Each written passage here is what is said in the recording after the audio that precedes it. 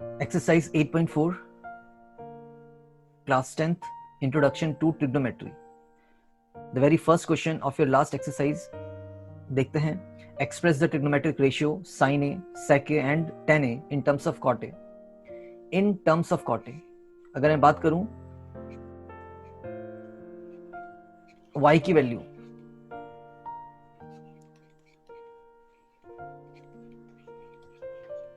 और x की value, यहां पे जो y की वैल्यू है वो x के टर्म्स में आ रही है और यहां पे जो x की वैल्यू है वो y के टर्म्स में आ रही है.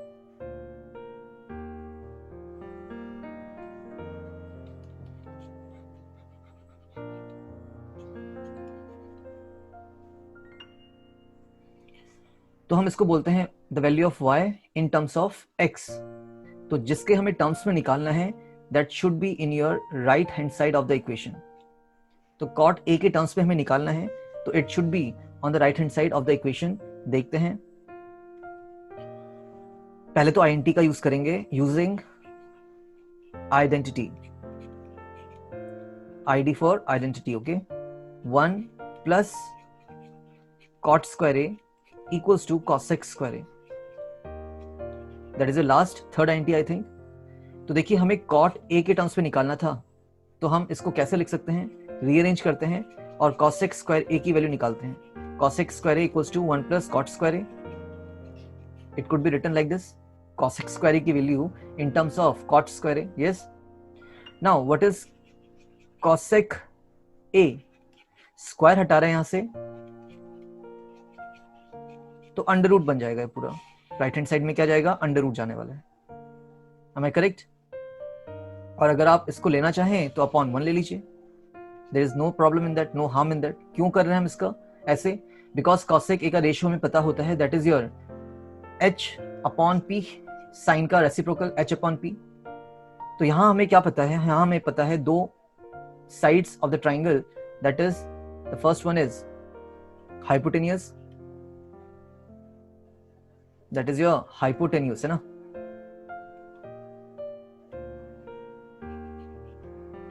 कितना है, under root 1 plus cot square A. और हमें यहाँ पे परपेंडिकुलर भी पता है. मैं इसको k अज्यूम नहीं करता हूँ, ठीक है. I don't assume it k because last में k आपका कैंसिल हो ही जाता है. तो why we should make it complicate, ठीक है.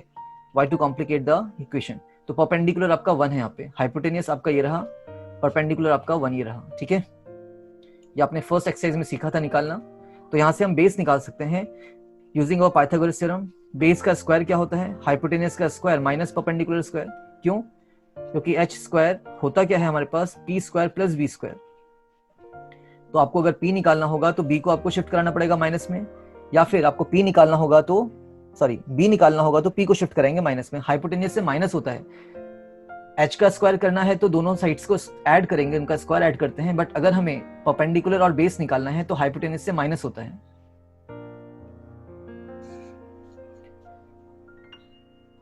तो b square equals to h square plus minus p square. तो h कितना था हमारे पास, देखिए h was under root 1 plus cot square a, 1 plus cot square a, और इसका अंडर रूट था. और इसका हमें क्या करना है, स्क्वायर करना है, बिकॉज h का स्क्वायर था, ठीक है. प्लस p कितना है, 1 था, 1 का स्क्वायर 1 ही रहेगा. तो स्क्वायर रूट से स्क्वायर हट जाएगा, क्या आएगा, 1 plus cot square a plus 1. Am I correct? Sorry, minus 1 होगा यहाँ पे, नॉट प्लस 1.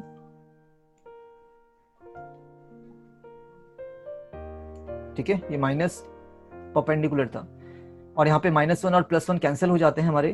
तो आ जाएगा एक cot square a and that was base का स्क्वायर. तो बेस कितना हो जाएगा मेरा, स्क्वायर से स्क्वायर हटेगा तो कॉट a हो गया, ठीक है. That is my base. तो हमारे पास क्या क्या है ऑलरेडी प्रेजेंट, देखते हैं. हमारे पास h है, हाइपोटेनियस कितना है वो तो स्टार्टिंग में ही निकल गया था. हमारे पास परपेंडिकुलर भी है और हमने अभी क्या निकाल दिया, पाइथागोरस थ्योरम का यूज करके बेस भी निकाल दिया.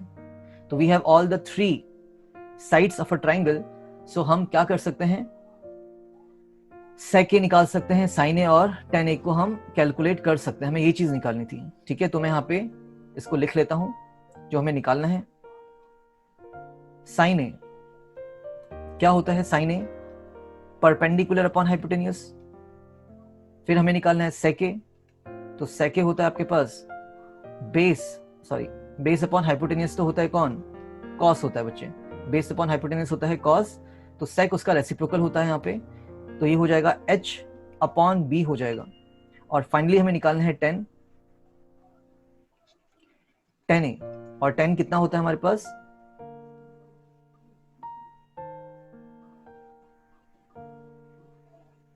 बताइए, tan इज p अपॉन b। तो finally our answer comes sin A हो जाएगा perpendicular upon hypotenuse, perpendicular was 1, hypotenuse उसी के ऊपर लिखा है मैंने, तो 1 upon under root 1 plus cot square A. Similarly sec A कितना होगा, h अपॉन b, h है आपके पास 1 अंडर रूट में 1 प्लस कॉट स्क्वायर ए, और अपॉन में कितना आ जाएगा, बेस, एंड बेस हमने निकाला है लास्ट में, that is cot A. And finally tan A कितना होगा, tan A होता है p अपॉन b, तो p कितना है 1 और b कितना है cot, 1 upon cot A। So these are our 3 ratios which we have to find in terms of cot A। देख लीजिए किसके टर्म्स में आ रहा है, कॉट A के टर्म्स में आ रहा है। आपको साइन A का वैल्यू मिल रहा है कॉट A के टर्म्स में, sec A का वैल्यू मिल रहा है कॉट A के टर्म्स में अगेन, और tan A का वैल्यू भी कॉट A के टर्म्स में मिल रहा है। तो यहाँ पे कौन सी INT का आपने यूज किया है, that is important. 1 plus cot square A equals to cosec square A, तो हमने यहाँ से cosec स्क्वायर ए की वैल्यू निकाल ली, that is your cosec, the value of cosec square A, that is 1 plus cot square A. तो cosec square ए हमें पता चल गया, तो cos ए कितना होगा, उसका रूट हो जाएगा, हमने अपॉन में 1 किया, और cosec ए क्या होता है, h अपॉन p होता है, तो हमें यहाँ से दो वैल्यूज मिल गई थी h और p की। उसके बाद हमने b कैलकुलेट किया है यूजिंग अवर पाइथागोरस थ्योरम, और उसके बाद जो हमें रेशियो चाहिए थे वो हमने कैलकुलेट कर लिए, 3 रेशियो हमने निकाले यहाँ पे। नोट करिएगा, आगे बढ़ते हैं। Right all other trigonometric ratios of angle A in terms of sec A, है ना। अगेन आपको क्या करना है, सारे रेशियोज निकालने हैं, trigonometric ratios in terms of sec A। तो कैसे करेंगे, तो देखिए sec A के टर्म्स में निकालना है, तो आपको इसकी आइडेंटिटी लिखनी पड़ेगी यूजिंग आइडेंटिटी। sec A की आइडेंटिटी कौन सी होती है, 1 plus tan square A equals to sec square A।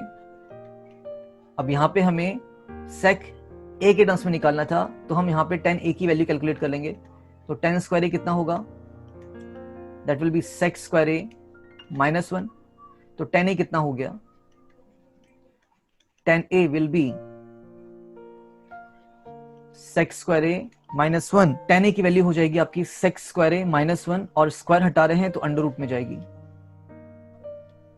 ठीक है। और अपॉन में आप 1 ले जा सकते हैं, बिकॉज हमें यहां से रेशियो निकालना है tan का रेशियो होता है p upon b। Am I clear? तो हमारे पास परपेंडिकुलर आ गया है कितना, under root sec square A minus 1, और हमारे यहाँ पे b भी आ गया है, दैट इज 1। हमें क्या निकालना है, h निकालना है बच्चों, we need to find h। तो h square using Pythagoras theorem, h square equals to p square plus b square, very easy. p कितना है, p था आपका sec स्क्वायर a माइनस 1, है ना, अंडर रूट में था, तो इसका स्क्वायर करेंगे तो रूट हट जाएगा, तो ये बचेगा sec स्क्वायर a माइनस 1, है ना।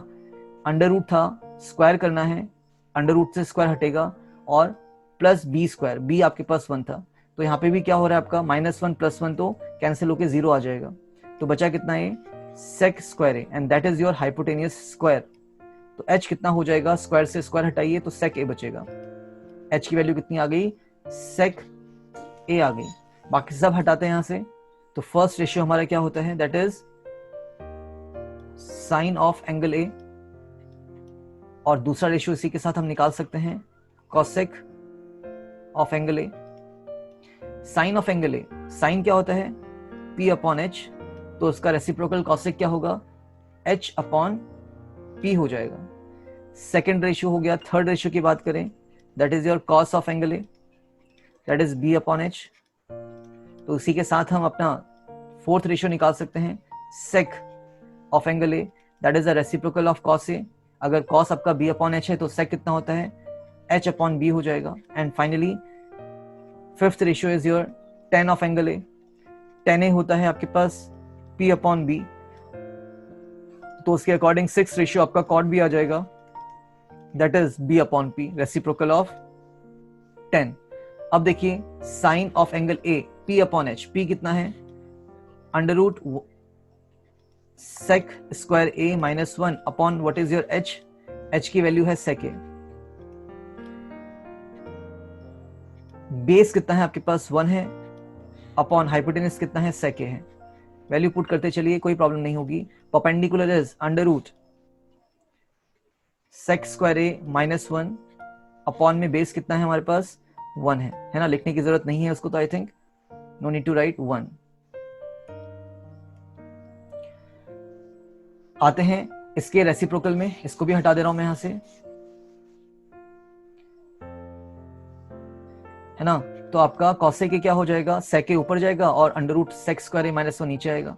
sec a that was your hypotenuse, और परपेंडिकुलर कितना था, अंडर रूट में sec square a minus 1। Similarly यहां पे हो जाएगा ये sec a, cos a कितना आ रहा है, 1 अपॉन sec a आ रहा है, दैट इज इंटरेस्टिंग। तो sec a कितना हो जाएगा बताइए, हाइपोटेनस कितना है, व्हाट इज योर हाइपोटेन्यूस, तो हाइपोटेन्यूस था बच्चे हमारे पास sec a, और बेस कितना है हमारे पास, अच्छा sec a की वैल्यू तो sec a ही आएगी बच्चों, कोई दिक्कत ही नहीं होनी चाहिए थी।